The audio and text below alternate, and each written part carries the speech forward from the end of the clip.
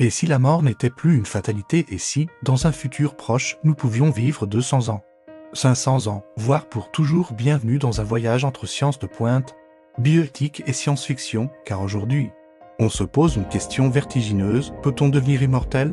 Le vieillissement n'est pas un accident, c'est un processus biologique codé dans nos cellules. Chaque fois qu'elles se divisent, elles perdent un peu de leur efficacité, les télomères.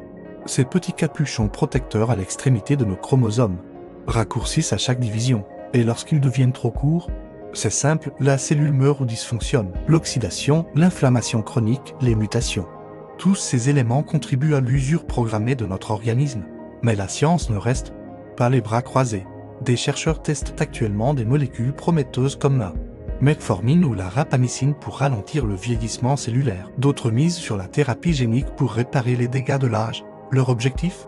Réinitialiser nos cellules comme si elles étaient jeunes à nouveau. La reprogrammation cellulaire, déjà testée avec succès chez les souris, leur permet de vivre jusqu'à 30% plus longtemps. Et si on allait encore plus loin, certains rêvent d'être cryogénisés à leur mort, pour être réveillés dans un futur où la médecine saura les guérir. D'autres imaginent transférer leur conscience dans un ordinateur ou un robot, pour vivre éternellement sous forme numérique.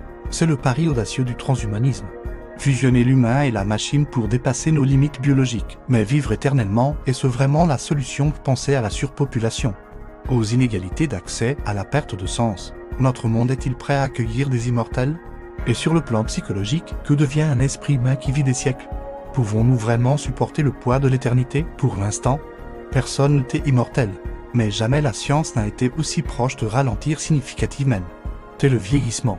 La vraie question n'est peut-être pas peut-on devenir immortel, mais plutôt que serions-nous prêts à sacrifier pour le devenir? Et vous, seriez-vous prêt à vivre pour toujours, ou préférez-vous une vie limitée mais intense?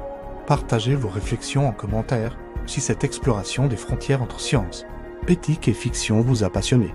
Abonnez-vous pour ne manquer aucune de nos prochaines aventures intellectuelles. À très bientôt.